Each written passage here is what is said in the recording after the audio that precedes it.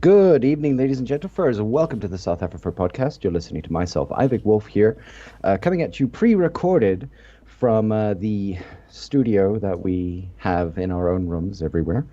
To this evening, we have our guest, which is it Chi-Ren or Chi-Ren? Yes, Chi-Ren Choong.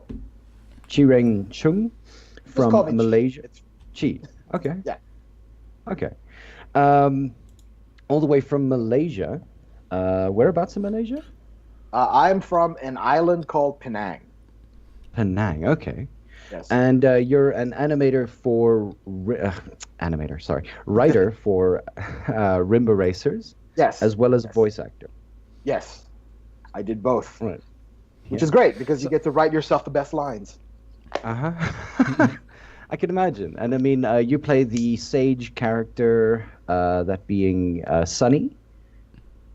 Yes, I do. Sonny the Bear. Sunny the Bear, yeah. Could you maybe just walk us through a little bit as to how you got sort of connected with Rimba Racer?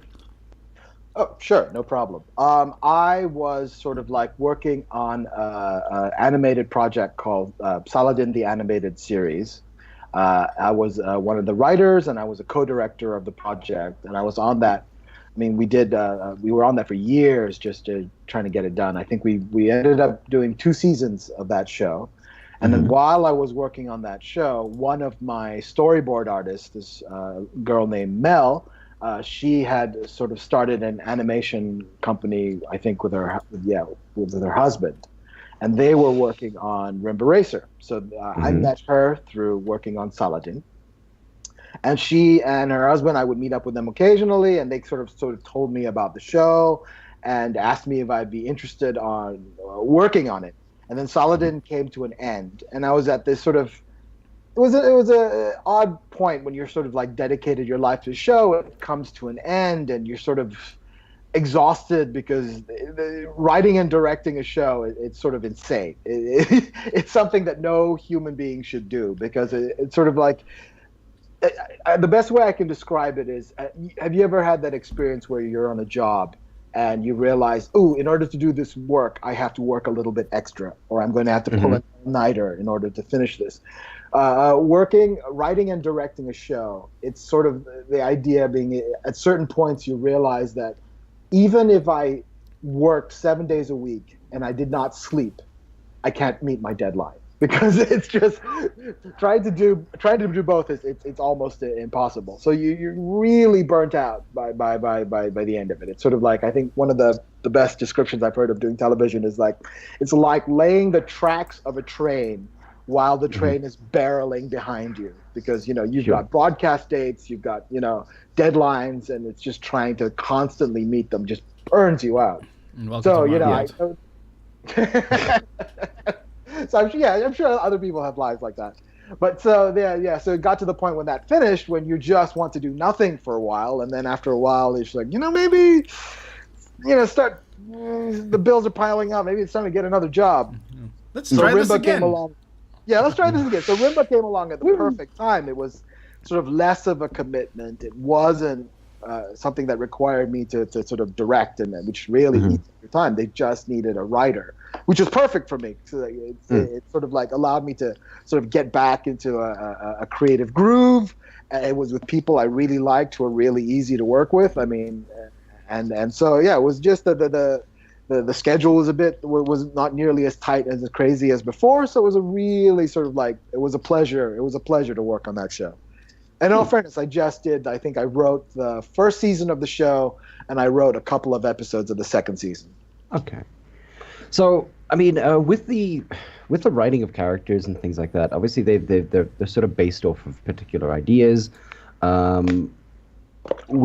Obviously, you wouldn't, because of precognition, you wouldn't necessarily be able to tell us about how or why Wacky Racers was a influence, but would you be able to tell us what the sort of main idea was in respect to that? Like how did that sort of become an influence in respect to Rimba Racer? Rimba Racer. You're going to keep getting them confused. Wait, from their side or my side? I think from their side, I mean, Wacky Racers is something I'd never seen. I think I do remember, I think that Probably the racing shows that I remember. I probably saw some Speed Racer when I was a kid, and one big influence, strangely enough, on this show, I wouldn't be surprised, it's one of the biggest franchises on the planet, was probably the Fast and the Furious series. Oh, seriously? Yeah. Like, I mean, I am a big fan of that series. I think it is gloriously dumb. I don't know if you've seen any of these. Yes. They are just like, I think one of the best reviews I read about the Fast and the Furious series is like, you know, they take stupid and they push it so far that they take it to a place of zen. And that's how I see those. I mean, I love those movies, man. I'll defend them to my dying day. So yeah, if you remember the first episode of Rimba Racer, it starts in a street race. So that was very influenced by I think it was probably Fast and the Furious Tokyo Drift, which had a lot of that racing where you get to drift around the sides and all that kind of stuff. So yeah, it starts with a street race. So it's the idea of the street racer, which is Tag, sort of making a name for himself in the underground racing scene, and then sort of like being pulled into the legitimate world of Rimba Racer, which he thinks is sort of like, oh, this is the sort of the grand pinnacle. This is going to be nothing but fame and fortune. But then he finds out sort of like the world of Rimba Racer might actually be more corrupt and twisted than the actual world of underground racing. Oh, damn. I mean, and yeah. So for me personally, Fast and the Furious was definitely an influence. I mean, and you can actually see that in the first episode. Like as soon as you mentioned that, I was sitting there going like, oh well, he's got two buttons on a steering wheel that do the exact same thing that, like, you know, the NOS button does on. Except that it gives him a jump boost. Mediocre artist borrow, great artist steal. I'll cop to it. I mean, straight up upright, just stealing from Fast and Furious there. So, okay, that's actually pretty interesting. And I mean, like in, jeez, I keep losing my notes. So, like, how do you prepare? I mean, like, obviously you did the writing, and then you had to be called in for the voice acting and things like that. But how do you prepare for what we would call a day at the office? Okay, I don't really have traditional days at the office. In fact, I became a writer, so I would avoid regular days at the office. The idea of driving to work every day and wearing pants on a regular basis is insane. Why would people want to do that? So the preparation, I mean, in all honesty, the Glue Studios team, they really had their shit together. So when I came on to write, they already kind of had, in rough terms, sort of the first season mapped out in general terms, kind of like how they saw the arc of the show. They had sort of character designs, car designs, and sort of like very in broad terms who these characters were, which is great because I think. As a writer, the work, especially when you're a writer coming onto a project, for me personally, the worst thing is working for people who don't really know what they want. So they'll say things like, you know, I don't know what I want, but I know that I don't like this, which is just very, very unhelpful, you know. So what I liked about working for Glue was that I would write something and they would say, no, this is not what we want. We don't see the character as this. So because we see it more like that. Or I would write a joke and they would go, that's a good joke, but that's a bit too mature for what our audience or what they see their audience as. So, I mean, that was great. It can be a little bit frustrating because you're like, oh, that was a really good joke. It's really funny. And they're like, yeah, but it's offensive. You know, their parents would be writing about their kids watching this. I'm like, okay, fine. Because as a writer, I guess my thing is always to try and push the boundaries and sort of like how far you push children's animation. And their job is to sort of say, wait, that's a bit too much. This will get people to write in and complain. So because they had this very clear idea of what the show was, it was really easy to slot in and then just add sort of contributions to it. And I think my proudest... Sorry. No, go ahead. Finish your sentence. I think what I was proudest at, I think one thing that I brought to the show, which I think really added to it, was that the emotional heart of the show became sort of the relationship between Tag and his mentor. Between the two of them, and that I think was hinted at in the original thing, but I kind of really latched onto that when I was writing it. So their sort of relationship sort of drives, or it's the emotional grounding for the show. So you can have all this sort of like crazy races and people jumping around and cars exploding. But I mean, yes, it's a crazy cartoon, but I like the fact that you can still bring this down to very sort of emotional father-son story, which I think everyone can relate to, which is great. Yeah, there's sort of a relationship. Yeah, there's sort of a human connection between all of the animal characters. Yeah, which is crazy because these are like talking animals who drive cars. But when you kind of write it, you have to sort of, at least for me anyway, I need to find some sort of like, how do I lock into these characters so I can write their dialogue? They can't just be these crazy visual things. You kind of need to ground them a little bit. So, you've got sort of like the relationship between Miles and Tag, the friendship between sort of Mika and Sunny and their relationship with Tag, the sort of growing sort of thing between Tag and Milo. And, you just have to find like sort of, if you were to strip away the crazy animals and the cars and they were just human characters, what is their relationship? And you kind of have to tear it down and sort of take a look at it at its core, and then you can add all the funny crazy sort of like action stuff on top of it. At least for me, that's what I need as a writer in order to write dialogue for these crazy characters. Okay. Scratch. If I can just quickly sort of jump back to where you mentioned sort of pushing the boundaries of what kids' cartoons are supposed to be like allowed these days. That line has become very blurred in the recent years. Like it is very like sorry. In stuff like I haven't even watched the show, but like fully. But the clips that I've seen from it, I think it's like the World of Bubblegum or something like that. Like that show.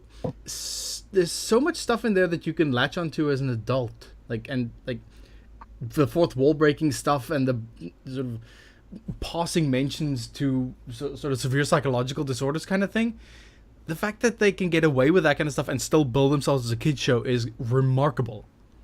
Yeah, that's kind of what I found frustrating when I started working in the industry, in that the line of what was acceptable and unacceptable for a kids show, it's not like there's a rule book somewhere where it's very clear that in a kids show or in a show geared for 10 to 12-year-olds, this is what you're allowed to do and this is what you're not allowed to do.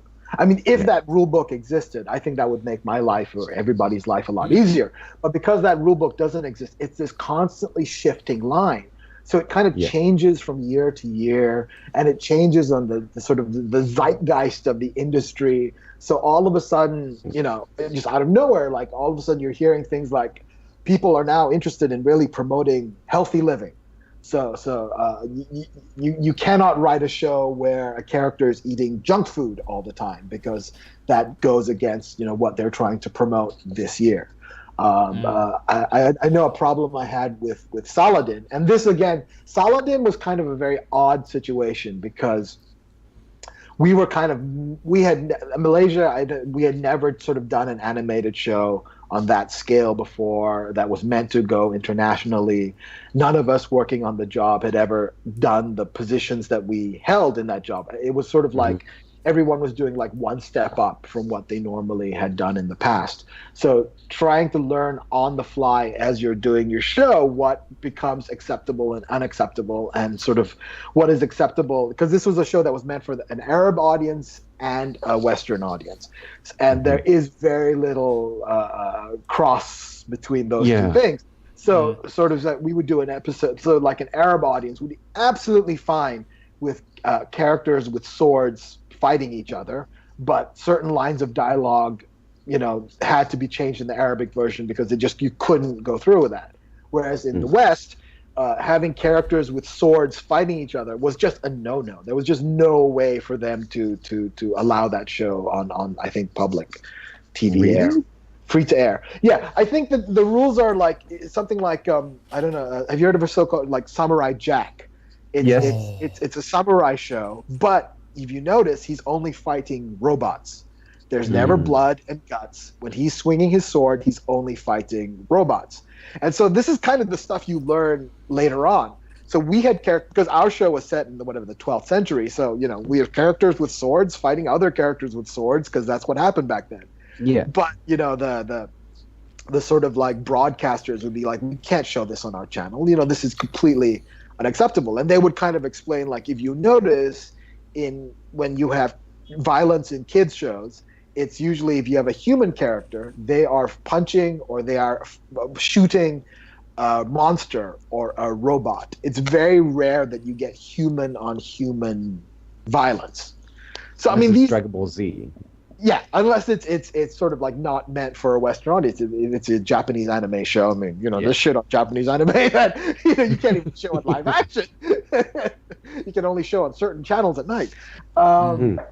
Yeah, but when it comes to that kind of like a mainstream sort of 10 to 12-year-old, you're trying to get it to every broadcaster and distributor you can, there are all these sort of unwritten rules and regulations that you only find out, after the fact. So it's sort of like, oh, I wish I'd known that we couldn't have characters fight with swords because we've animated 2 seasons of this and, it's a bit too late to change now. Damn. So yeah, that's weird stuff like this you learn on the fly. I mean, and Rimba as well. It's sort of like, again, one thing I noticed when I was working on Rimba, which was several years past Saladin, is things that changed again a little bit in that people were a lot more sensitive to conflict between characters, which is something that I hadn't noticed when I was working on Saladin. It was all just physical violence that was the concern. But on Rimba, I mean, there was concern from people that, because I guess it's just the way I write. When I think of a bunch of friends in a room talking, I don't know how you guys are, but with me and my friends, we're just making fun of each other and saying terrible, mean things to one another because, it's out of love. But, you're always, as they say in New York, you're always breaking each other's balls. That's what you do with friends. Yeah. Mm-hmm. And so I write this kind of dialogue, which I thought was really fun, sort of like, Sonny and Miles and Milo constantly fighting and, bugging each other and insulting one another. And, because that's how I think a group of close friends are. And so you'd have things like, I don't think we can get away with this line of dialogue. It's a bit too harsh. And I'm like, but they're joking. It's like, yeah, but just the actual line itself is a bit much. So, I mean, I understand that. So, you have to pull things back, change a word here, soften something there. Because, like I said, the line keeps shifting and changing. So it's very strange, sort of what is allowed and what is not allowed. Huh. Okay. Scratch, you want another question? Yeah, let me think for a bit. Being the sort of being the voice of one of the characters on the show,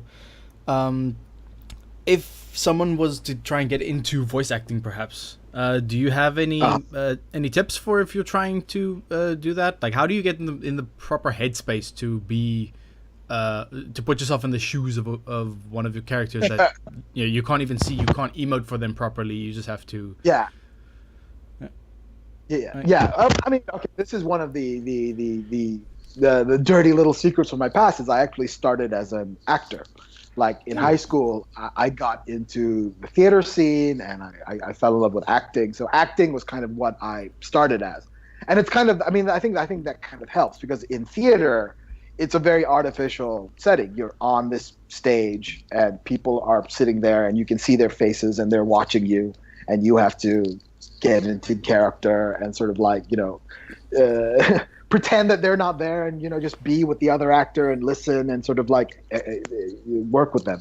So that's kind of, I think that in animation, what you need, when I've done sort of voice acting and when I've done a little bit of voice directing, I think what I really like, so if you're going to go into voice acting, you have to be willing to just, when they say go, just go for it. Because it's such a weird artificial environment. You're in a soundproof booth. You have to stay a certain distance away from the mic so that your voice doesn't get warped. And then they're asking you to be happy, be sad, be angry.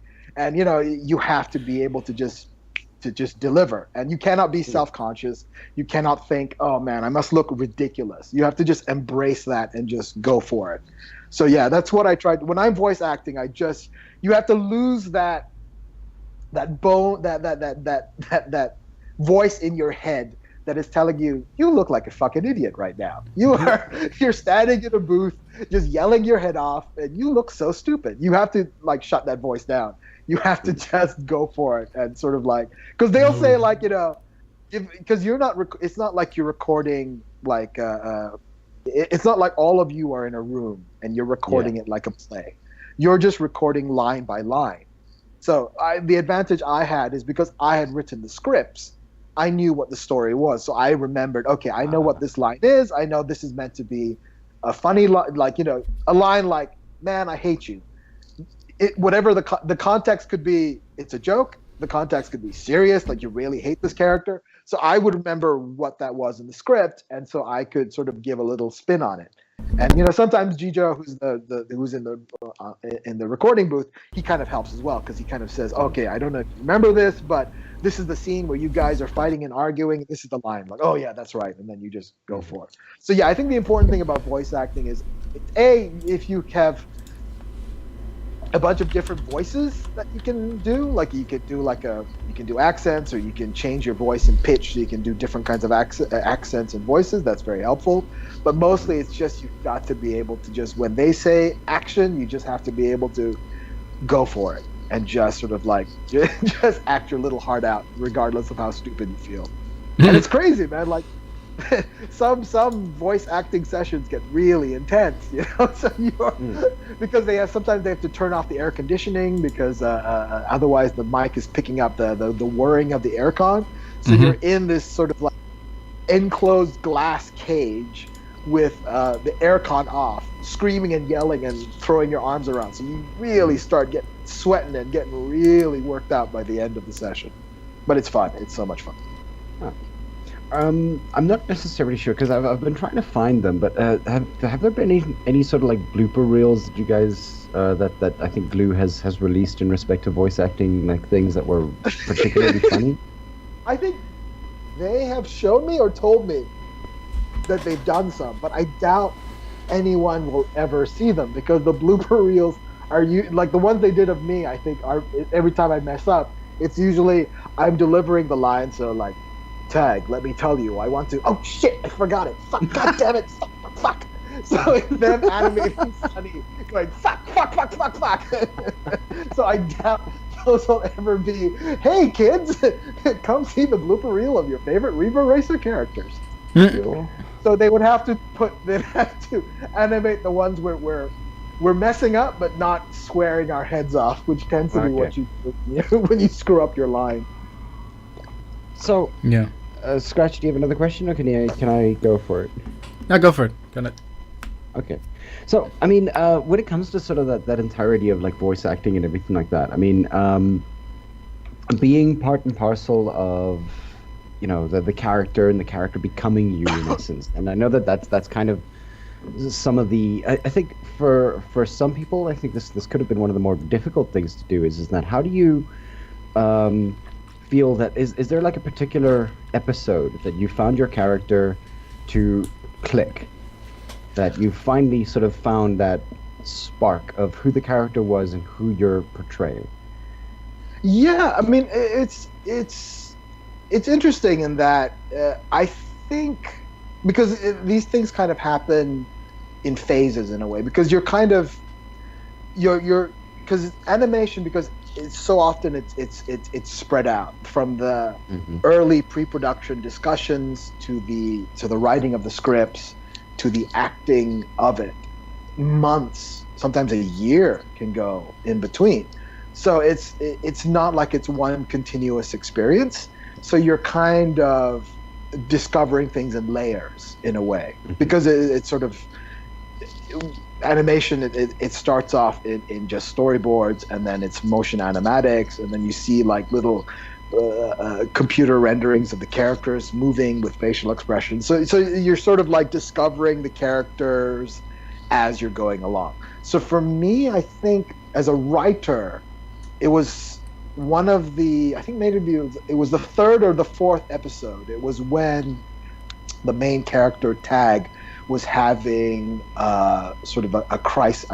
I don't know. I probably shouldn't say too much because it'll be spoilers, right? But he's having, or is it already out where you guys are? The Daily Motion first season of Rimba Racer is out. It's all out already. So yeah, I mean, all 13 episodes are out. Yeah. So am I spoilering things, or am I keeping things a bit general when I'm talking to you guys?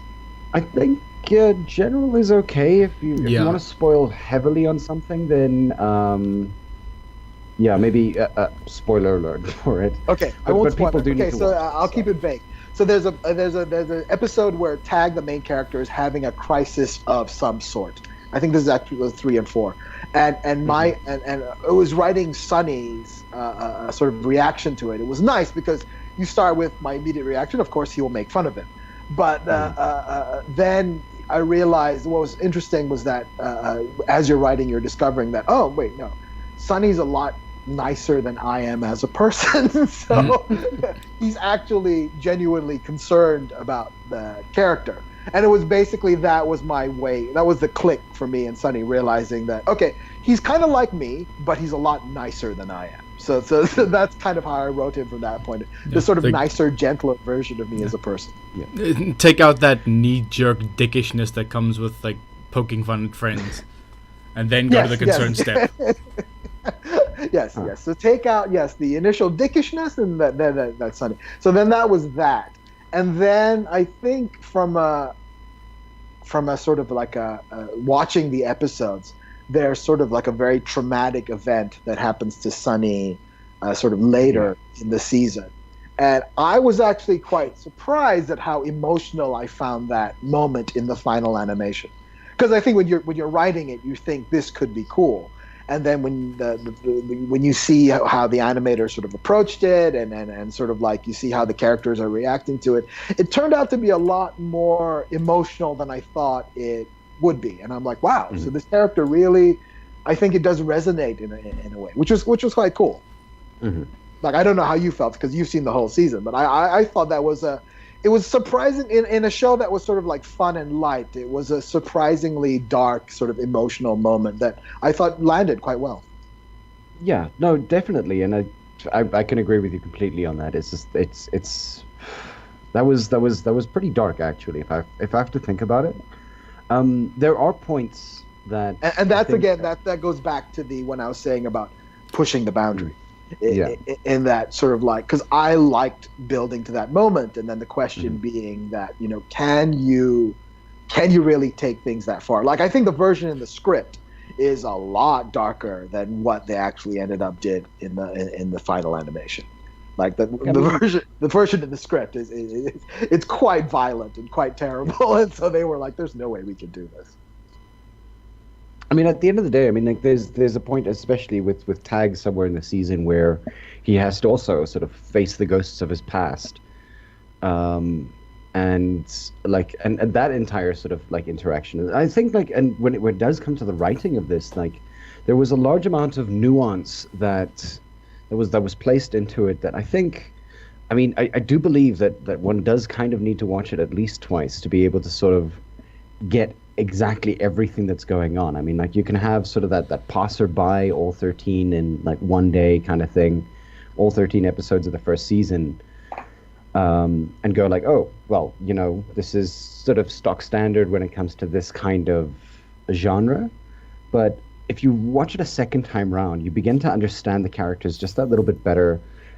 And especially after seeing, say, the last episode, you begin to understand a lot more about particular characters that you'd be able to sort of see little hints to later on. Again, I think, Sorry. Finish your go for question. It. Go. No, I mean that again. I think that is really a testament to Glue, because a lot of these big reveals and twists is something they had in the initial pitch document. And so that was really fun as a writer, because you kind of, it's like you're playing cards and or playing poker, and you've got like a card hidden in, and you've got an ace. So it's sort of like there's a big reveal with one of the characters at the end of the season. So it's sort of like knowing that from the very start, and then knowing as a writer, it's like, how are you going to play it? How are you going to, because it has to work both. It has to work sort of like, the character has to work, again, I don't want to spoil anything, but the character has to work when you watch it for the first time. And then when you watch it again, if you watch it again, knowing what the eventual reveal about that character is, the behavior still has to be consistent. So we kind of had to discuss, okay, who is this person? What do they want? What is their goal? And then sort of like making sure that what they did over the course of the season sort of matched with what the eventual reveal is going to be. Okay, I think that's vague enough, right? That doesn't get That's vague enough, That's definitely vague enough. And there was a lot of, like, I was not sure that certain, like, there was a lot of, like, stuff where they would be saying, we're planting things about Tag's father in this episode, we're planting something about this character in that episode.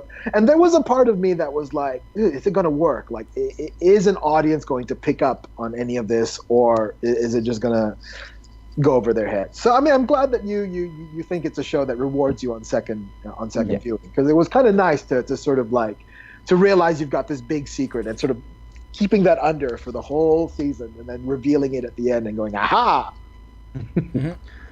So, when it comes to your, I guess you could call them your secondary characters, that in the, and I forget their names because they are secondary Me characters. too, it's been a while. But like with the rhino and the crocodile, for instance. Crom and Rex. Crom and Rex, yes. Now, I'm going to ask you for possible spoilers for season 2, but do they sort of do they have I more don't know if I can help you with that, because I only wrote a couple of episodes in season 2. So if you want spoilers in season 2, I think Gijo is the man to interrogate when you interview him, because like he took over as writer when I stopped.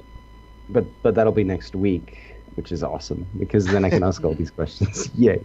But I mean, with Rex and Crom, I mean, their dynamic is obviously to be these sort of like big bruisery characters that kind of, sort of, I guess, what's the word? There's a particular word, leak stupid. Like straight up always in the antagonist. gym, straight up muscle, always in the gym, always doing these kinds of things. And with weirdly enough, throughout season 1, you begin to see a softer side to at least one of these characters. Yes, which was great, which I really liked. Which I liked as well, because I mean, it does show that there is a progression within your character, that the characters themselves aren't just, idiotic people who are out at, or who are sort of busy doing things for the money of things, which I will get to. There's another question that I've got to ask about consumerism.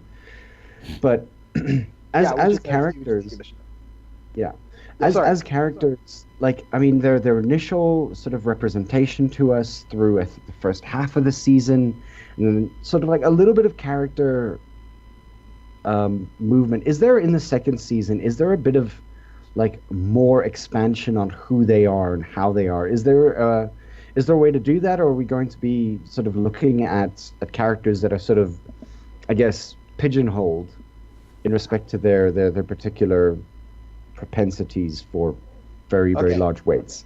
Okay, again, like I said, I was there in the sort of initial discussions for season 2, so I don't know how much of the blueprint still applies. But from what we discussed at the time, the idea would be in season 2 to introduce sort of new racers and new characters into the mix, and sort of then you have these new people that you're sort of like slowly peeling the onion on who they are over the course of the season. And then some characters would kind of disappear and be rotated out. And then some of them, even would they be rotated out, but they would sort of come back later in the season. Okay. So again, we had sort of very sort of initial broad discussions as to which of those characters would be sort of like gone, and then you sort of bring them back sort of near the end of the season as a big surprise. Oh my God, this person's here as a villain or as a potential ally that we haven't seen in about 5 or 6 episodes. I'm not sure how much of that still applies, but that was sort of the initial discussion. Because based on the end of season 1, you again, not to spoil, but sort of like another layer of what Rimba Racer is sort of revealed. Yeah. So then season 2 becomes the exploration of what that is and what that means. Because, our characters have sort of achieved a certain something by the end of season 1, but how much of that still applies when sort of this newer antagonist sort of rises in season 2. If that makes sense. Yes, I think that makes sense. Yeah, that does make sense. So talking and explaining things without saying anything is really difficult. I can imagine. So our main antagonist, this in King, and obviously you don't necessarily realize that he's that much of an antagonist until a little bit later throughout the series, but that one is unavoidable, I think. But as this entire idea of the trope of notes. Yes, the initial premise of the show seems to follow particular tropes, including commentary about corporate greed. What do you think that, what is the message that was intended with that? What exactly did you guys want to be able to do with that kind of perspective? For me, that's definitely sort of like corporatization and the corruption of any sort of thing. It's definitely something that was very interesting to write. But I think for me personally, it was just, I didn't know how to, maybe this is my sort of problem my flaw as a writer. I didn't know how to sustain just racing for 13 episodes. I didn't know how to make that interesting because, at a certain point, it just becomes like a new track. So it then became sort of what makes this world interesting, if it's because it just can't be, a race of the week every episode and that's it. Which is fine.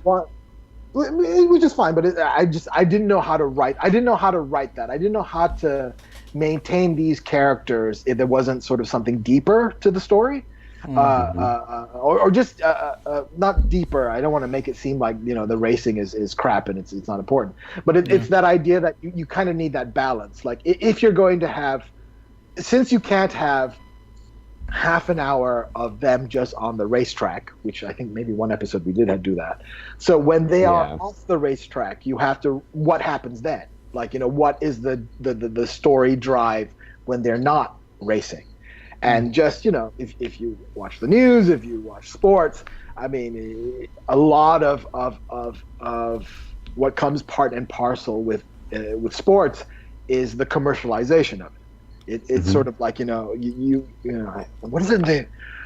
I'm sure there's stats of, I'm sure there's their basketball players or football players who probably make more from sponsorship than they do playing football. They can make, 100,000 a week, but they get a couple of million shooting a commercial on the weekend. So then it becomes an interesting thing, sort of like, I always found that fascinating, in that sort of like, you are making your sort of name playing this particular sport, but there's so much else around that, which is very tempting and more sort of pulls on perhaps more than the sport is. So then that became interesting, because then you could also mine a lot of humor in that, that gives your character something to do, because they need to get sponsors and they need to get money and from sponsorship in order to continue to buy parts for their cars, because you would think things through that the car there'd be a lot of wear and tear on the machine over the course of the season. So then you had this whole thing of added a nice dramatic tension of, so that you need to sort of like corporatize and sort of get sponsorship in order to get money, so you can continue to beef up your car, so you can continue to win, so then you can continue to get sponsorship. So that kind of like slow corruption of the quote unquote purity of a sport was something definitely very interesting to write. And it was also a lot of fun. Like Tag in, this is probably the only spoiler I will give, but Tag in the giant foot is one of the best things I've ever written and one of the best things I've ever seen. Like that for me is just genius. That was brilliant. Tag doing the foot deodorant commercial. I just always laugh. I always laugh when that comes on. Mm-hmm. Because it's that entire idea of like, a serious racer being sort of degraded to the point of deodorant. Yeah. But I mean, that's with everything. I mean, how many like famous football players have you seen doing dumb commercials, or tennis players, or it seems to be part and parcel of this world. In that there is that kind of corruption. I'm going to put it out there that even when Roger Federer is doing a stupid commercial, he still makes it look really awesome. Yeah, but that's Roger Federer. I have a major thing for Roger Federer. Hey, of course. There are many reasons as to why Roger Federer is very good at tennis. One of them is his Gillette ads. Yeah. So you're still rooting for Federer? You still want him to keep winning another major? I think Federer, like, what is he at, like 20, 21? I mean, Well, I mean, he's at 20. He's at a certain point, you're just being too selfish. Like, once you've won like 20 slams, I think at that point it's like, you've had enough. Like, give somebody else a chance. Like, there's a generation of people who haven't, a generation of tennis players who have not won Wimbledon because Roger Federer has been alive. Do realize that Serena Williams and Venus Williams have pretty much ruled like open tennis since 1999, probably a little bit further than that. Oh yeah, that's right. Yeah, they're part of the furniture by now. Yeah, they pretty much just pick up trophies for fun at this point. Yeah, I was wondering how they were in the mid-30s, late 30s by this point. Mid to late 30s, and I think that they can still win doubles all the way up until 45. Wow, that's crazy. But I mean, and I guess maybe this kind of brings us to that sort of secondary character, or not even a secondary character, because he doesn't talk a lot. Where we're talking, he's an eagle, right? Axel. Axel, yeah. So I mean, Axel is sort of that perennial I win everything, and it's that sort of upstart racer coming in, sort of trope and everything like that. Like, how exactly what was Axel's character beyond the fact that he only speaks a large amount of lines from, I think, episode 11 onwards? Like, what was his? I mean, his purpose was just to be sort of the antagonist, winning racer, a person who's been completely and utterly the old blood that needs to be unseated. Yeah, I mean, he is sort of like this. What I found, like, again, we didn't have that much screen time to devote to Axel, so it was sort of with the limited time that we have. I mean, as we were thinking about sort of what you could do with him, and I think it's the idea that he is this sort of like dominant personality in the sport. And what was fun was slowly sort of revealing sort of the slight insecurities of the character. So it's very small. You don't get that much, but you get sort of hints of his humanity in a way. Like, there's a scene sort of midway through the season where he's talking to Tamira, and he sort of warns her about the path that she's on. And it was a way to sort of like show that he has been on that path before, and that's led him to where he is now, where he is sort of like has fame and fortune and is this dominating figure, but how much of his victory is because of him, and how much of him is the situation that the what the Rimba Racer does around him. So it's the idea being that he has achieved all this, but he's not his own man anymore. He's a worker. He has to follow orders, and that was a really interesting thing to do, because you kind of introduce him as this sort of like no nonsense sort of guy who seems to be master of the universe and master of his domain, and then you reveal at the end that no, he's actually had to sacrifice quite a bit to achieve this. So that was, I mean, again, because I think when as a writer, you're focusing on developing your lead character, and then after your lead character, it's sort of like the supporting cast that is on his side. So there wasn't that much time to focus on the quote unquote bad guys. I mean, they became sometimes they were just antagonists, but I mean, you try and give them a little spin as much as you can, just to show that there is something going on there, which is what we did with Rex and what we did with Axel over the course of the season. I mean, you don't have that much time to do it, so you got to do a little bit here and there. Yeah. So, I mean, with your writing and everything like that, do you find that there's any kind of particular fondness that you have for particular characters that you've written in? Apart from the one that you voice. Beyond that, yeah.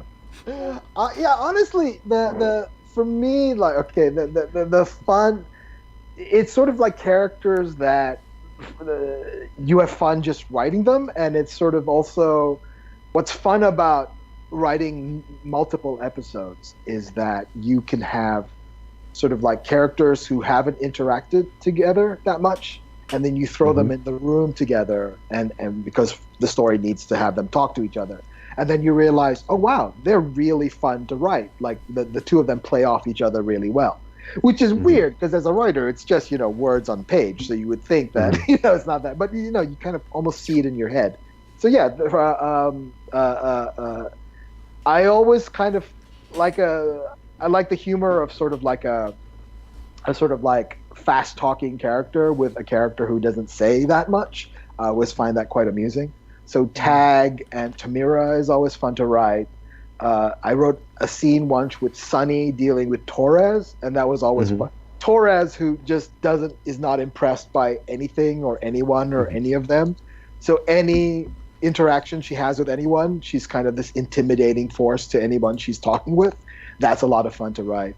Tamira and Mika, because you could not find more different characters. So there is an episode where they are kind of forced together, which I think that episode is the same episode with the foot deodorant ad. So that was, I think, our purest comedy episode. I think that was the episode where we said let's not have a race in this one. I think it might have not been a single one. I think that one's called "Can I Get a Ka-Ching?"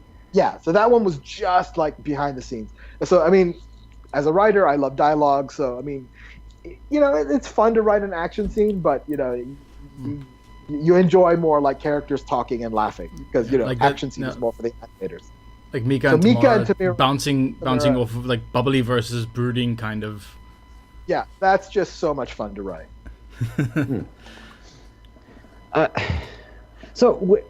mean, like, I'm not necessarily sure how much, as a writer, how much you had in respect to the stake of the people who are doing the voice acting.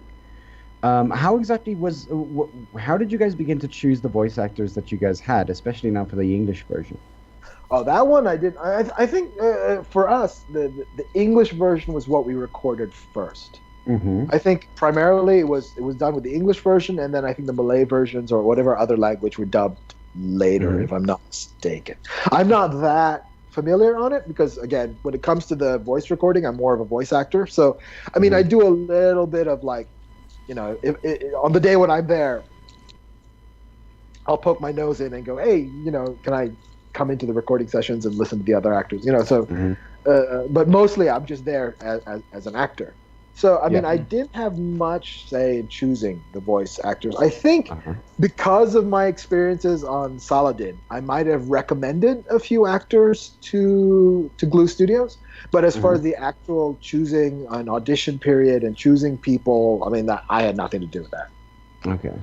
With the voice acting, do you know if it was just like straight dubbed, or did they have to reanimate any scenes? Because it is a little bit jarring when you see sort of the character's face vocalizing, let's say English, but it's dubbed over into like German or Malay or whatever. Yeah, I think when we record the English version, there's no animation at that point. Or if it is, it's very basic animation, I believe. So then they are animating the actual animation of the show is to our voices. So it's sort of like script comes first, then I think they do sort of like storyboards or animatics, and then they record us, and then once they have our voice tracks, they put that into the animatic, and then they're doing the animation to our voices. I think you'd have to double check with Gijo on this, because again, like I said, I'm not that involved on the production side of things. Sure, okay. We'll pass that on to Gijo for next week then. If I may, that's the fun thing about being a writer. Write it, and if it's going to be difficult to produce, that's not your problem. That's production side. Nice. Like you wrote this, it's going to take us a year to animate. Not my problem. Yeah, the pipeline only goes one way, and I'm at this end of it. Exactly. I'm back here. We're done. So good luck, guys. Yeah. And again, from the since you're involved in the writing, I don't know how much sway you would have held with this, but let's go for the obligatory furry question. How did you guys settle on the species and the visual looks of the characters? How much do you know? Do you have any insider info on that, or? That is them. That is all them. They came up with the character. I mean, the characters are already designed with their cars when I came on board as a writer. Oh damn! All I know is, for some reason, I kind of knew, like, when they showed me the array of characters, and they actually said, "We have you in mind for one of them." According to them, I guessed, and I said, "It's the fucking bear, isn't it?" You had to cast me as the fat guy. But yeah, they had all those characters and their cars. In fact, before I started writing the scripts, they kind of gave me this kind of mini Bible, sort of like, this is the characters, these are their cars and what they can do. And then then it was later that you kind of brainstorm, okay, we have these cars, we have what they can do.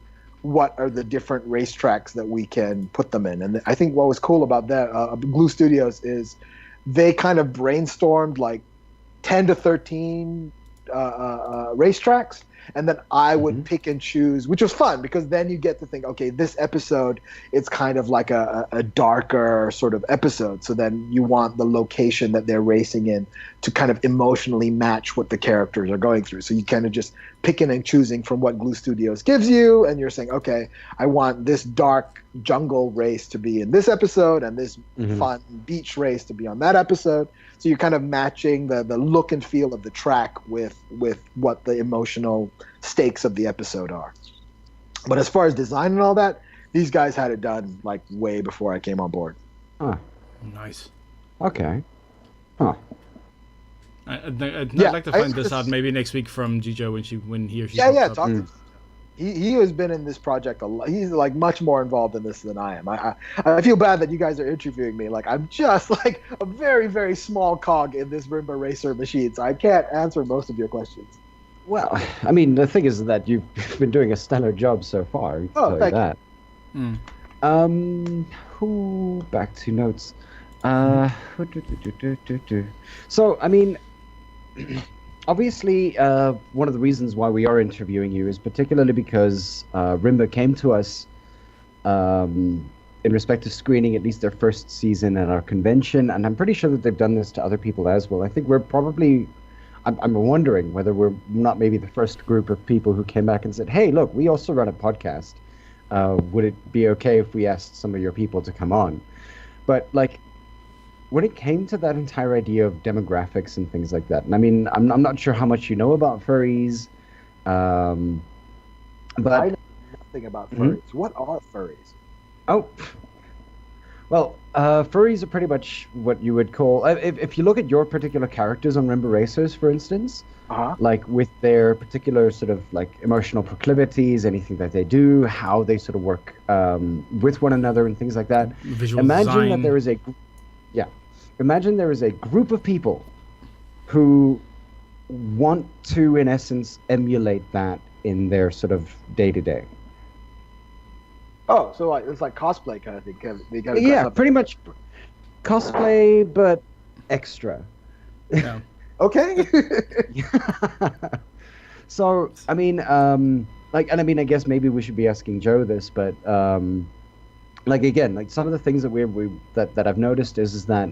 And maybe this is something that you've noticed as well in respect to the characters that you have to portray in some of the like writing that you've got to do, is that, and I think, in essence, it starts with My Little Pony. Oh God. In that there was a completely different demographic watching the literal hell out of My Little Pony when it started coming out, or when it like started. Friendship is Magic now, the new one, not Gen 1. Yes. Oh, right. So I read about that. Yeah. What are they called? Bronies, right? It was, yes. It was meant for young kids, and then it really hit with sort of like a sort of older male audience, which they did not anticipate. Yeah, that's weird. Like, I mean, I personally, as far as demographics go for me, I can't think about these things when I'm writing. I think that the closest I come to that is when I'm writing, it depends on the project, but I think, okay, who am I writing this for? So it's sort of, so I would not be writing the same scenes if it was a horror movie as it would be a cartoon show. So, I mean, it's just, it's finding the tone and finding, okay, sometimes I think of specific people. I am writing this for my, I'm thinking about my 13-year-old cousin. She would like this show, and I think about her when I'm writing the show, or something like that. So I think about it in those terms. But as far as whatever the demographics are, I really can't think of that. That is sort of above my pay grade. Somebody will, maybe somebody later on will come to me and say, okay, this character or these lines you've written, it's too mature for the demographic that we have in mind. Can you, instead of like this, 4-syllable word, can you make it 2 syllables? Or, can you simplify the dialogue a bit or something like that? Okay. Or this kind of conflict is too mature for our audience. So somebody will tell me that sort of later, and maybe I'll push back a bit or fight a bit, but if they convince me of it, that's fine. So as long as the beats remain the same. Yeah, because I kind of feel that, I personally feel that when you're writing, you kind of have to feel it. You have to just, you're going with gut and going with your emotion a lot of the time. What are these characters going through? How does it feel to be where they are at this point? How would they react? So you it's more of an emotional thing that you're feeling it. If you are thinking about what demographic I'm trying to hit with this, and this might cross over to that demographic, and that scene might apply to this demographic, I think that just it freezes you. I don't know how I don't think I could create if I continually had that stuff in mind.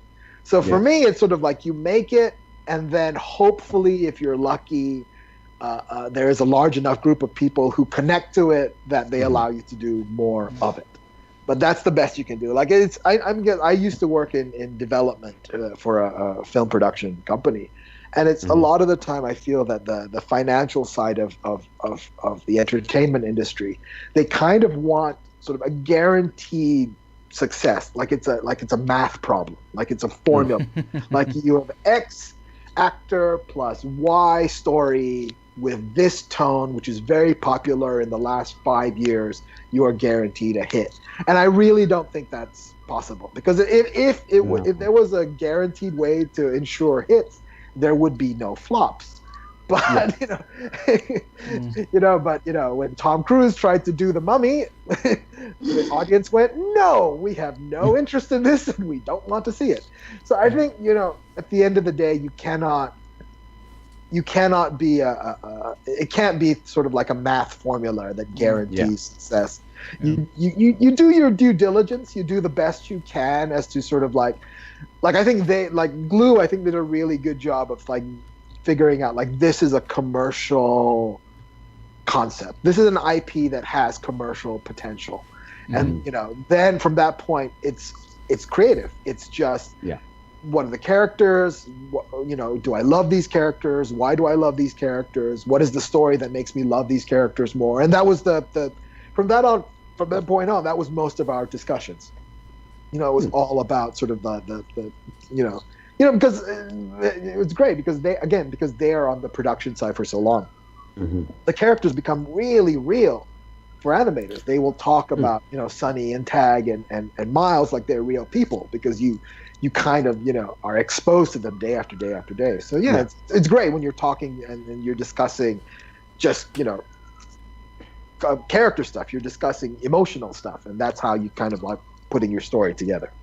I mean, and like talking about like demographics and things like that, do you when you first sort of signed on to this project, did you think in essence that there would be people between the ages of 18 to 40 taking interest in the characters that you guys are creating?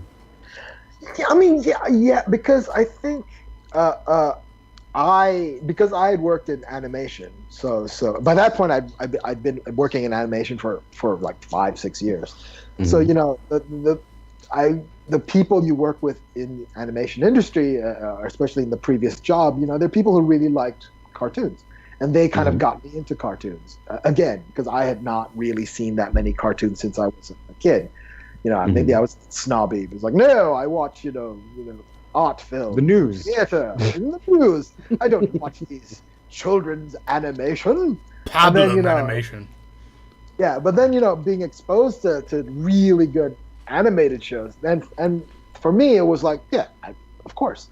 So I mean, because I've been reading comic books my whole life. I'm an adult and I still read comic books. So for me, I think the medium doesn't really matter. It's all on the story. So you do a story. Sometimes it'll hit with older people will find something in it and they will be able to appreciate it. Because I think, I mean, again, I think kids will probably respond to the friendship of the group and the racing. But I think if you're an adult and you're working a job, you can kind of identify with that kind of the business part of the Rimba thing, where they have to hustle and they have to get sponsorship and they're worried about paying their bills and they're worried that if they don't pay their bills, they won't be able to fix the car, which will ruin their racing. I mean, that kind of day-to-day grind of like getting just you have to do your job and you have to figure out how to make it work. Yeah, it's a job. And, I got to make it work, and I gotta do something I don't want to do because I need to make money so I can do this thing that I do want to do. I think anybody, like an adult who has a job, can kind of relate to that. Yeah. So I mean, like I said, I'm an adult, but I mean, I love like Justice League cartoon. I loved Avatar: The Last Airbender. So I mean, really good. For me. Yeah, so for really me, the medium doesn't matter. So it all boils down to story. You look at like Pixar. I mean, Pixar at its best are these kinds of films where a 6-year-old could watch it and a 60-year-old can watch it, and they both enjoy it and they both get something out of it, which I think is the brilliance of Pixar. I mean, Pixar at its best, 10 years ago, I could have said Pixar, and every Pixar film was a classic. But, since then, they're a bit more hit and miss. But, hey, what can you do? Yeah. I have a question in regards to that. Like you said, the medium doesn't matter. I kind of... I feel like I want to disagree with that. Not because, not because I don't feel... not because I don't feel like that.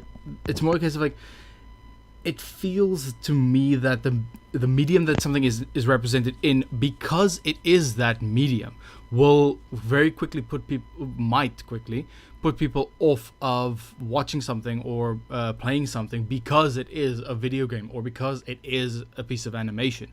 There's this idea that stuff like this, the quote unquote for kids mediums, can't be taken seriously, can't be seen as something meaningful or heavily influential or moving. How do you feel we can help people push past that? Because I know of a friend of mine, it doesn't matter what we try and show her, she will not watch it if it's animated. It doesn't matter what the quality is or what the meaning is of it behind it. I guess it really depends, because I mean, but then again, I think you're also dealing with, yes, there are biases. Like I remember I remember going to college and meeting people who had never seen Star Wars, which for me was crazy because as a kid, all my friends had seen Star Wars. And you kind of realize that there's a certain point, people have to watch Star Wars by a certain age, otherwise they'll never get into it. Like if you haven't seen Star Wars before, I think while you're still a teenager, I don't think you will ever, even if you kind of watch it in your 20s, I don't think you will ever love it as much as you would if you had seen it as a kid and had that reaction. I'm living proof of that. Yes, he actually is. Oh, you've never seen Star Wars, or you only watched it later? Well, okay. Firstly, I've in my late teens and early 20s, I have essentially absorbed Star Wars, the first chronological set of movies, through nerd osmosis. I know all the major beats, but I actually but you never saw it. But I only sat and watched it about the first trilogy, release date chronologically. I only watched that about 5 or 6 years ago. Like I sat and watched it through, and ever since then I've still been going through to the new movies. I haven't necessarily watched episodes 1, 2, and 3, but the new movies I find because they're fun. terrible. Yeah. So I mean, yeah, I guess you're an example then. I mean, do you love Star Wars, or you can appreciate Star Wars, but you don't have that sort of fan obsession with it? I can definitely appreciate it, but I don't like.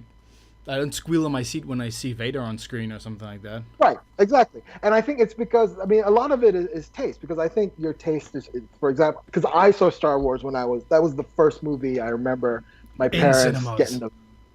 No, I didn't see it in the cinemas. I wish that would have been awesome. I only saw it during the re-release, which was great. I saw it in New York when they re-released the trilogy.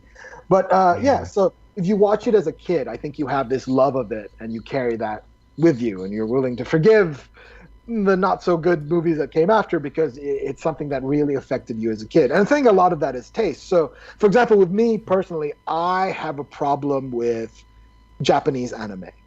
Like just the character designs in Japanese anime, because there's a lot of the way they design yeah, and the design of the characters sometimes in their facial expressions, it's very big. It's very over the top. Yeah. So for me, I have a hard time, even if the story is something I find interesting, I have a hard time getting into it, because I find the animation and the characters so over the top and so big that I have a hard time buying into that world. So for me, I'm not sure if somebody doesn't like cartoons, I don't think there's anything that you can do to change that, because it's their taste. They just don't like this particular medium. But then again, as far as the world is concerned, I think things changed. Like, I remember when I was a kid, like, I loved Marvel Comics, but if you met somebody who knew what you were talking, if you met somebody who knew Iron Man, you would have stopped and talked to that person, because, that'd be so rare to find a fellow geek like you who understood comics. But you look at the world, but you look at the world we live in now, where, Marvel movies are so big, they are ubiquitous. Everybody knows who Iron Man is. Everybody knows who the Guardians of the Galaxy is, which is, for me, is crazy. These like strange, obscure comic book characters that, even amongst comic book fans, they wouldn't know many of them. It's now, strange. It's strange to think that. Knows, yeah, sorry to bump into that. It's strange to think that at least let's say 20 million people, plus minus, give or take, have seen or know who Howard the Duck is. Yeah, that's crazy to me. I mean, it's nuts. But that's the world we live in now. So I mean, yeah, like we live in the world we live in now, like Marvel comics superheroes, it's just part of the fabric of culture. It's no longer this weird thing that only a couple of sweaty guys in a corner would know about. Like the world knows about it now. People are wearing shirts with Captain America's shield on them. It's become sort of like a fashion thing now. And I think that's how it might slowly happen as it happened with superheroes, it might happen with animation, where sort of it gets to the point where people stop what is it? I guess I don't know if it's the right word, but ghettoizing it, sort of saying that this is just it's a secondary art form. It's not as important, and it's just garbage for kids. Yeah. And let's face it, a lot of stuff that's produced for kids is garbage for kids. There's a lot of cartoons which don't really have that much heart to them, and it's all just to keep the 10-year-old glued to the screen and quiet for half an hour so mommy and daddy can get a moment's peace. But I think once enough quality stuff comes on, and hopefully, Rimba Racer will be part of that wave of what is considered quality animation. At a certain point, you cannot argue that there is stuff here that it's worth paying attention to. That it's not something that can just be ignored, because once you have enough quality products come on, eventually people are going to recognize it. And I speak from experience. Like, I was someone who did not really give cartoons pretty much thought until I saw enough quality cartoons, and I realized, my God, this is an amazing medium that you can get away with such sort of like big epic visuals that you could never do in live action, because it would be too expensive. At the same time, can really create these very sort of like recognizable and sort of moving characters, and these are just drawings on a page, and yet somehow you can really get the emotion of the characters. Again, I'm probably thinking about Avatar: The Last Airbender, which is just amazing. How you really love these characters over the course of 3 seasons. Oh, for sure. Like the way they evolve and like essentially change allegiances, harden, like specialize. Everything about that show was like really, really good. Right. And you used to think that the cartoon would be the crap cheap version, and then the real artistic statement would be the movie. But as anyone who has seen the movie, you kind of see what the sort of like there are, again, it's each medium has its kind of, this is what the medium does well as far as story and character, and there's certain things that a cartoon show can do that a movie cannot do. Doesn't that, I mean, like it also sort of pushes itself in the same kind of thing as when you look at Avatar: The Airbender's movie. You can do the same thing for Paolini's what's the word, that dragon book that he's done, where the book itself was like man, I can't remember what the damn Aragon. If you look at Aragon as a book, and I mean, like I've only read the first 2 novels, and then I watched the movie, and weirdly enough, it was after watching the movie that I stopped reading the books altogether. Particularly because the movie was actually so terribly made for me. It left out so much of the nuance, and it's weirdly enough, it's also the same thing that happened to me with Harry Potter. Is that I initially read all the books, I was completely and utterly invested. The first movie came out, and I was just broken. I couldn't read the books any further than oh really? Where they so were. The movies actually ruined the books for you. Exactly that. Because I mean, nuance for me, when it comes to like sort of characters in whatever sort of situations that they're in, there's particular kinds of nuances that are there that you can't necessarily see in with respect to, like, say, a movie or anything like that. And those inner talkings between one person and the next person are things that don't necessarily get like brought out so much in movies. Because I mean, you've taken a book, for instance, now with Chris with Paolini and his, what was it, 700-page epic, which was Aragon. And then you turned that into an hour-and-a-half movie of absolute, bullshit. It just didn't do anything for me. It didn't tell me about the characters. It never did it justice. Yeah, I mean, but that it is problematic. But I think then you're getting into the question of adaptation, in that there's, again, because in a book you are not limited by time. You can spend a day reading a sentence if the sentence is that powerful to you. Yeah. So characters have time to live and breathe on the page, whereas in a movie you are limited to 2.5 hours. You have to tell your story within that period of time. And so I think, I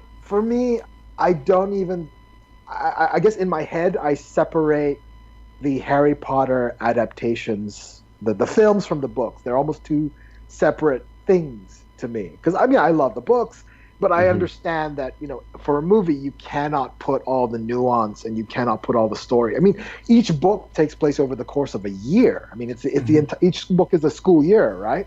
So there's no way you can condense that into a movie. The movie has to be, just by the nature of the medium, the movie has to be, this is the driving narrative kind of story version of this story. It has to be. But I would give the movies a chance. Like Harry Potter, I think it got better later in the... the films got better, like, later on.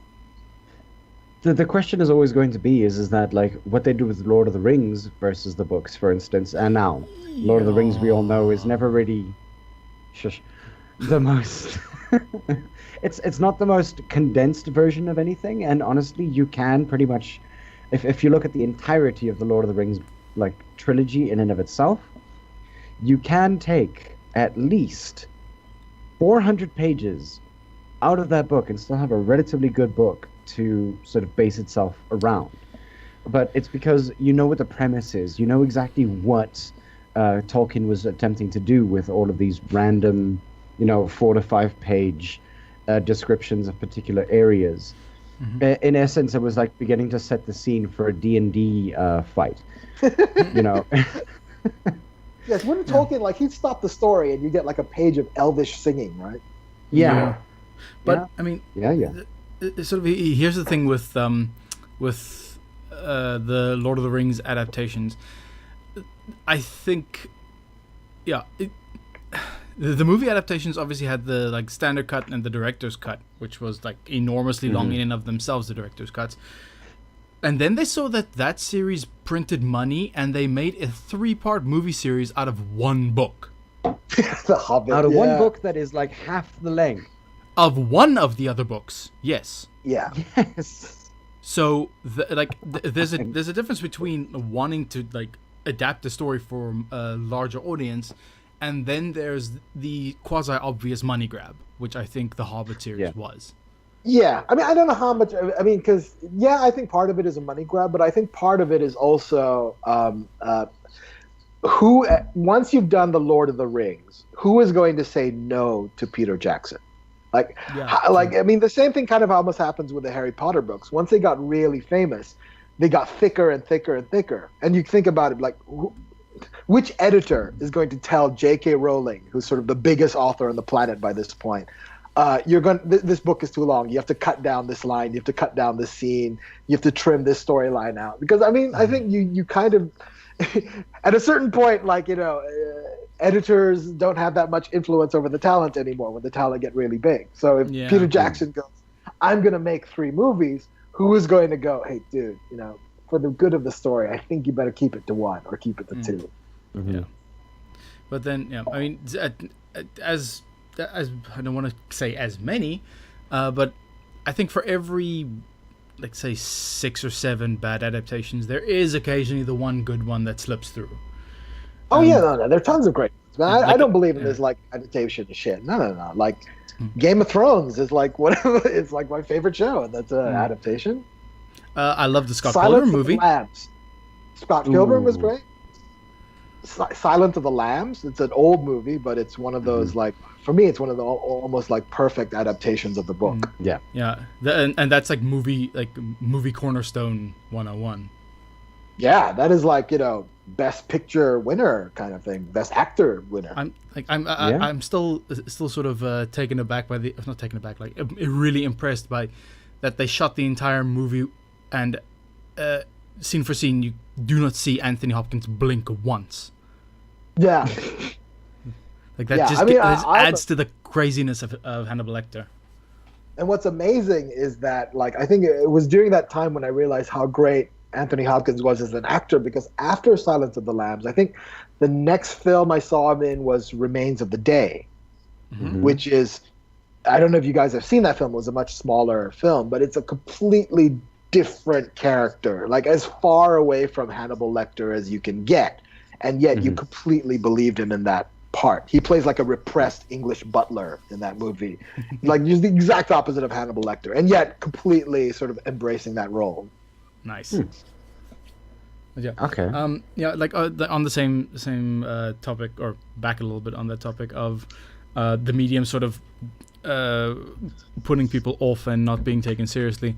Video games definitely suffer from this, and I think there are a lot of stories that can be told much more, like with much more emphasis, if you actually put someone literally in control of the character in that story than you would necessarily telling it in a straight line narrative sense. Yeah. Again, video games, that's another medium that I feel it's changing, where sort of like it used to be sort of like, you know, just blow shit up and you know, but the Doom era has come and gone. Yeah, and slowly it's becoming more about story, and like something like The Last of Us. It's something that you're almost playing a movie. You know, Firewatch. If you haven't played Firewatch, I definitely give that a go. That's a good 4 hours of your life. Oh my god! Yeah. But I think last year I just like vanished down the hole of Witcher 3. Ooh, nice. Oh my god! Sheesh. I sort of got The Witcher 3, and I got the DLCs as well. They have two DLCs added Yeah. onto that, which are almost like games unto themselves. Yeah. And that is Yeah. a game where you can just lose your life in there for months on There, end. there's a lot to praise from not that's not from software, CD Projekt Red for that game. Like, Oh my god! it is Yeah, really no, good. it's insane. Like Like this, the thing is, sorry, carry on. no. It's just I'm just geeking out about Witcher 3, like how detailed and crazy. I mean, like that world, you can just sink into it, and then you look up, and the next thing you know, like a day has passed. It's a Yeah. crazy. Yeah. No, I mean, like, and if you look at like, and games these days are actually doing so well at actually telling stories. I mean, especially like, if you look at the smaller indie companies, obviously because we're furries, we tend to like look at things like Night in the Woods, for instance, and which is if you haven't heard of Night in the Woods and haven't played it yet, I would suggest actively trying to play it because like if there's any game that has literally made me sit there and sort of go, I have these choices to make and I only have this amount of time to make them in, how the hell am I supposed to actually sort of come out as what I would consider to be the good guy? Because Yeah. when it comes to choices, for instance, when you're talking about something as nuanced as, you know, psychological issues in games and things like that, and you kind of sit there going like, I know exactly what created this choice, but only like about 45 to like 75% of the way into the game that you made those choices to begin with, that you realize, I probably shouldn't have said that. Or Yeah, okay, that's Witcher 3. You kind of make decisions, and then the consequences of those decisions are like, weeks later in real time, when you hit that in the story, you realize how this one decision you made on impulse kind of like reverberates sort of like, 5 storylines down. It's fascinating. Although here's an interesting question. Because video games are getting, the stories and stuff are getting so sophisticated, and why do you think they have been unable to make a successful video game film? Like all the best video game movies are not based on video games. It's taking the sort of tools, the tools of a video game and incorporating that into a film, like something like Edge of Tomorrow or Ready Player One. It's kind of not based on a video game, but it feels video game-y, and that's successful. As far as direct video game adaptations go, I don't think there has been one where you would go, that's a classic film. I think Scratch and I will probably disagree and say that the World of Warcraft the Warcraft movie. Yeah. Oh, the really? Warcraft You guys movie love actually did. It actually came across as very sort of, what's the word, honest with its own past. But the problem, of course, and I think that's the reason why it became a failure, is because it referred so much back to the original sort of series. You couldn't know enough about Warcraft to be able to sort of sit down and watch it without necessarily thinking, well, I'm missing out on something. Yeah. That was my problem. Yeah, that was my problem with Warcraft. Because Warcraft, I had not played that much of it. I'm kind of familiar with it. And what I found the problem with the movie, it looked like they were trying to jam so much into this film that I had a hard time like following the story. Because I think stories need to be, you need to be able to lock in emotionally with the story, and then you're following it. And because it kept jumping to like, you're with the orcs, and then you're with the humans, and then you're with this wizard in the middle of nowhere, like I didn't know what I was watching. Yeah. No, it's very much... But if you had loved the World of Warcraft game, I can imagine you already kind of know what this world is. So you can sort of just immediately pick up where the movie is and follow what they're doing. But for someone like me, I had a hard time sort of connecting with it. Yeah, for sure. Yeah. But the thing is that like, and that would be the only reason why it came across as a failure. But I think, and maybe my prediction will be made true eventually, I think that it will be considered a what is the word I'm looking for? Goodness. What, like a cult hit? A cult hit. Eventually, I think that, it'll be like 5-7 years down the line. Suddenly, Warcraft the movie will be considered a cult hit.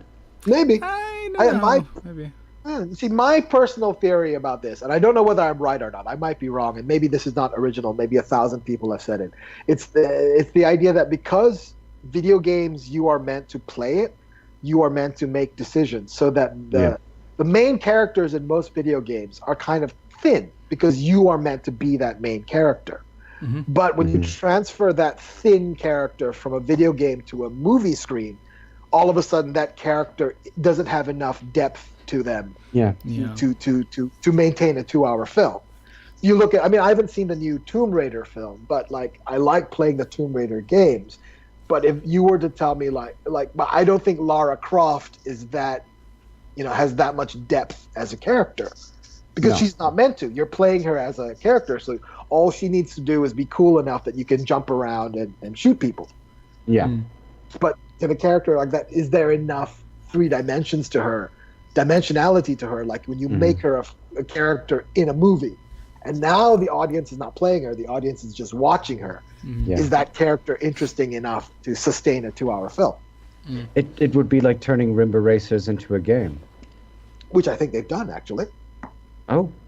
I think there's a phone game for Rimba. I don't know if it's out yet, but I know there's a phone game they were developing for Rimba Racer. Well, but Rimba Racer, I mean, that would work. You're just racing, That makes sense. You're removing like the racing is just sort of one element, and it's the actiony element of the show. But like, you don't watch Grey's Anatomy for the surgery. You watch it for everything that goes on like behind that stuff, and the drama and like interpersonal interactions. Yeah, which again, we're getting into medium and what each medium can do and the difficulties in each and adaptations. Yeah, that's. But yeah, hopefully I'll be wrong, and one day they will make like a classic video game film. My money will be on Last of Us. I think when they do the adaptation of Last of Us, I think that could be the one that breaks through. Because I thought Assassin's Creed would have been it, but apparently not.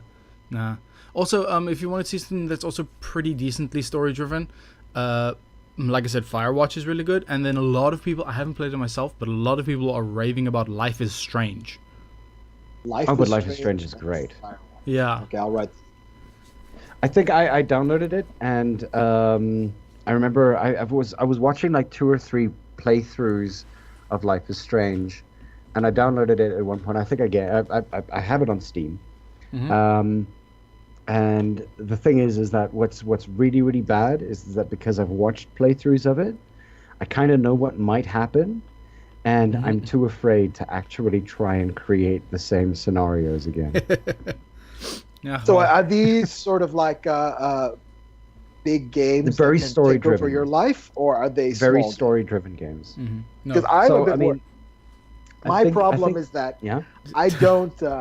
I have a hard time with being halfway into a game. It's either I'm not interested in the game, or I'm playing the game and doing nothing else in my life. So, so I have to be very careful when I pick up a game, because all of a sudden I'm behind on deadlines. Work is getting done. It's quite bad. Let me sort of break it down for you. I think Life is Strange came in 5 episodes. I believe one of them is about maybe 3 hours long or so. I'm not sure. And Firewatch you can finish in one day on a weekend. Oh, okay, that's cool. That's fine. That's manageable. Yeah. Not like I guess the nightmare is the Skyrim / Witcher 3 game, which is like months and months of your life. Yeah, but the nice thing about those is you won't be left poorer for the experience. It's not a time sink; it's a story you're going through. Oh, that's cool. That's cool. Yeah, I love the story. If you wanted to take the let me see here, single player Life is Strange, from beginning to end, main plus extra, or let's make it completionist. Completionist will take you 18 hours to finish. Median's around about 17 hours and 52 minutes. That's big but doable. All right. Yeah. If you're doing it at leisure time, it's about 29 hours. Oh, okay. All right. Yeah. So these are what PS4? I can just get them. Let me see. Publishers. PS4. Yes. Sorry for the clacking. Life is Strange. Yeah, no worries. Life is Strange is on Linux, Mac, PC, PlayStation 3, 4, Xbox 360, Xbox One. Okay, cool. I'll check these out. That'd be nice. Yeah. Yeah. So, like, what movies are you guys into? Are you guys movie people, or mostly just games and TV? Mostly games currently and TV, because movies for me, I don't know. Like I tend to get. I have what I would call a compulsive pause finger. So you can't pause when you're in the cinema. Yeah. So like if you've if I remember correctly now, myself and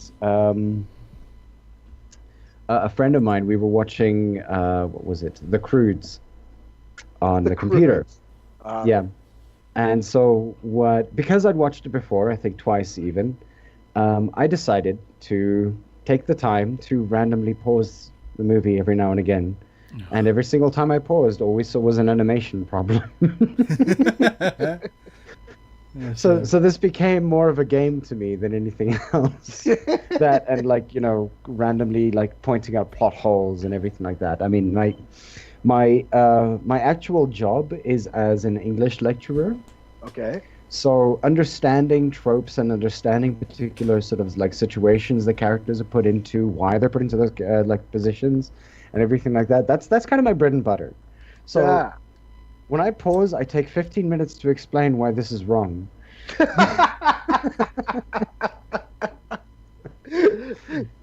Right. So you cannot turn off your analysis brain. It's unfortunate. That's bad. No, see for me, that's when I know I am watching a TV show or a movie that's good. Because when it's bad, I'm breaking it down in my head. I'm thinking, okay, so why did they put the end of Act 1 here? Why is this character arc going there? Shouldn't it have been like this to meet up with the theme of the film? That's when I know it's something bad, when I'm sort of breaking it down in my head and sort of like analyzing it. If I just started watching and the next thing I know the credits are rolling, that's when I know it's a good film. Like I've not been breaking it down. I've just been experiencing it. Yeah. I know it's not a good movie, but it's it's the best stupid movie or the stupidest best movie ever. Like Pacific Rim, the first one. Oh, it's dude, it's Power Rangers for adults. It's dumb. It's big robots fighting big monsters. I like it, dude. Except I watched. No, one of my best friends loves that movie. I mean, I'm a huge Guillermo del Toro fan. So I mean, for me, there are certain movies where they get so close to perfection that if they had just fixed a couple of flaws, that would have solved the problem. Like I thought, my main problem with Pacific Rim was I thought they chose the wrong person for the lead character. Maybe, agreed. Like, it should have been the Japanese girl story because it's all about her flashback and her relationship with the Idris Elba character. That is the driving emotional thing of that film. As so I care about that. Yeah, as opposed to the Sons of Anarchy blonde guy, which, you know, I don't care about his story. Like, his brother died, whatever. But, you know, I think probably again, this goes into sort of marketing and demographics. They probably figured you needed a white male lead to sell this movie. So the main character needs to be a white male lead. But if you were to just think of it in terms of story and character, Idris Elba and what is her name, Mako Mori? I think she has to be it's her story. She should be the main character. But that's just my 2 cents. No. Believe me, I agree with you completely. Particularly because that guy annoyed me so much. But what really, what actually annoyed me more about this, and it was only on my third watch through of this particular movie. Wait, you hate Pacific Rim, but you've seen it 3 times? I watched it the first time, I was enthralled. The second time around, I was like, there are plot holes here. Where the third time around that I watched it, I was like, these are all the plot holes. Stop doing this, please. Okay. Kill me now. That's exactly how it went. If you hurt yourself like that, if you hate it, don't watch it. I loved it the first time round, so I thought that I'd like it the second time round. And the second time round, I was like, I'm not sure about this. And then the third time round, I was like, why? Oh, no, you ruined it. So if you had just seen it once, you would have gone, this is one of the greatest movies ever made. But because you saw it 3 times, you saw it enough to break it, to pick it apart. Yeah, Yeah, that's the problem. There's one thing. Sorry, there's one thing that Idris does so badly for me. And there's a point where there's a fight, and he's sitting on a ring or something like that, and for some reason he starts shouting, walks across the room, continues shouting, walks back to the ring, and sits back down again. I'm like, why the fuck would you do that? Yes, but What's the point? You should have just shouted. Yeah, but he got to say, "We are canceling the apocalypse." I that think was really cool. for that monologue, he would have done anything. Like, sure, I'll do the other scenes as long as I get this one. Yeah, like But the Independence Day killer, essentially. Yeah. The problem with the entire thing is that if he was going to say that line, if he got up and got angry about something, he should have stayed standing and stayed angry rather than sat back down like some second half-ass character. Okay. Now, back to what I wanted to mention about Pacific Rim, right? Uh-huh. I love the movie. It was like stupidly action-packed. They got Ella McClain to do the voice of GLaDOS for the fucking onboard ship, of the shipboard computer. Yeah. Yes, please, thank you. I love that. But there was one part of the movie where I nearly bit my tongue in fucking half, right? Minus spoiler alert. Halfway through the movie, there's a kaiju that spawns that can generate an EMP, right? The thing goes off, knocks out all the Jaegers except for the one, obviously the title Gypsy Danger robot, because, and I quote, "It's analog and not digital. My ass!" I studied engineering, like electrical engineering. I know how sensitive these things are. Unless that thing is quite literally running on steam, that thing is gonna go down. That was the single most immersion-breaking part of that movie for me. I suspended everything else. Like the entire world working together to design giant robots that fight monsters that come out of the sea, and a seawall the size of fucking France. But no, that was the one thing that threw me out of that movie the most. I think, for me, like, once you have to buy the idea that if the world is swarmed with giant monsters, the logical next step is to build giant robots to fight them. Yes, I mean, of course. that's a bit of a jump. But once you get that, I think, I don't know. From that point on, I shut up. It's like the Fast and the Furious movies. At a certain point, you just shut up. You cannot overthink it. Yeah, otherwise you're not going to enjoy the movie at all. You're not. Certain films require analysis. Certain films require a definite lack of analysis to enjoy them. So, I mean, like, and on that sort of point, do you feel that, I mean, and I know that, like, Rimba is, it's a kid's series at heart. But the thing is that, do you think that there is enough in there to be able to get more adult viewers to actually watch and appreciate it? I hope so. I mean, for me, again, if you are an adult who just you just don't want to see funny animals driving cars. If this is just something you don't want to see, there's no way they're going to enjoy the show. But I'm hoping that, there's enough, it's meant for kids, but there's enough humor there's enough heart, there's enough sort of emotional connection between the characters that if you were to just flip through it on the, just watch a random episode, hopefully there's something there that will hook you in. I mean, because that's essentially what I want. I mean, you want people to sort of be emotionally invested in your work. So hopefully, like I said, it's taste. So if the style of the show is definitely something that somebody is not going to enjoy, they're not going to watch the show. But hopefully somebody look past the bells and whistles and kiddie animation of it and see that we put a lot of work into the emotion of the characters and their relationships and all that kind of stuff.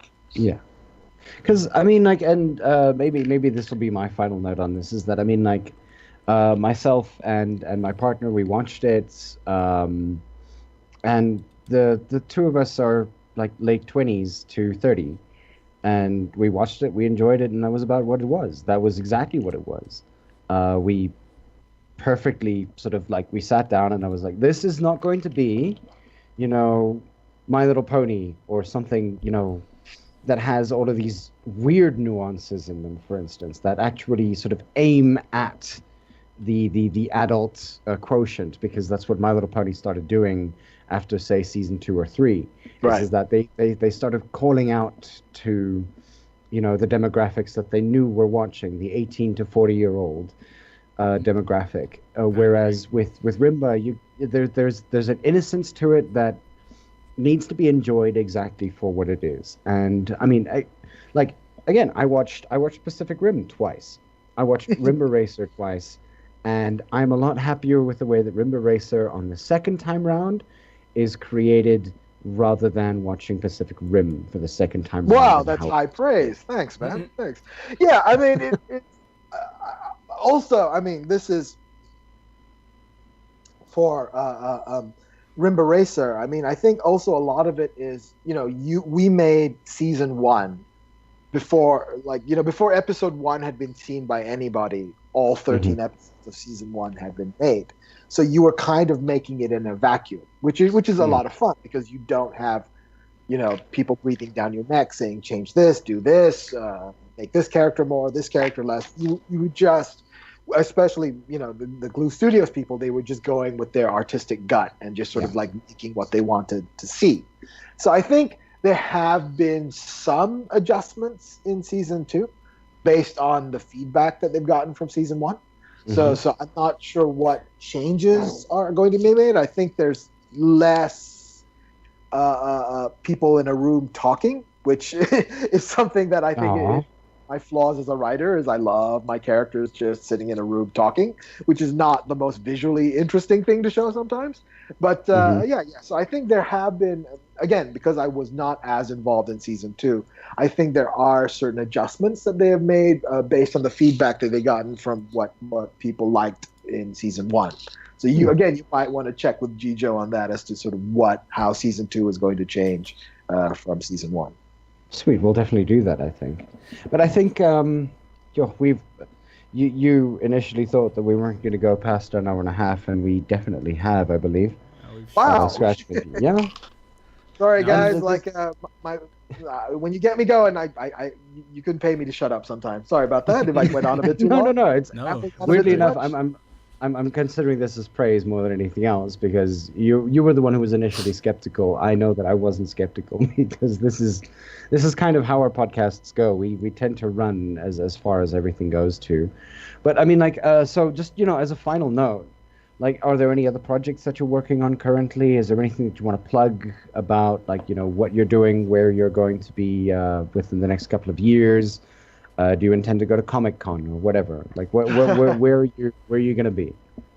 No, for now I'm in Malaysia. I'm working. I kind of slowly transitioned out of animation. I'm working live action stuff. So I'm working on a television couple of television shows for HBO Asia, and sort of working on movie scripts and stuff like that. So that's quite a lot of fun, and it's a kind of a new challenge. But I'm actually might be coming back. So one of my other people whom I worked with on Saladin is now with an animation studio, and they're talking about doing an animated film.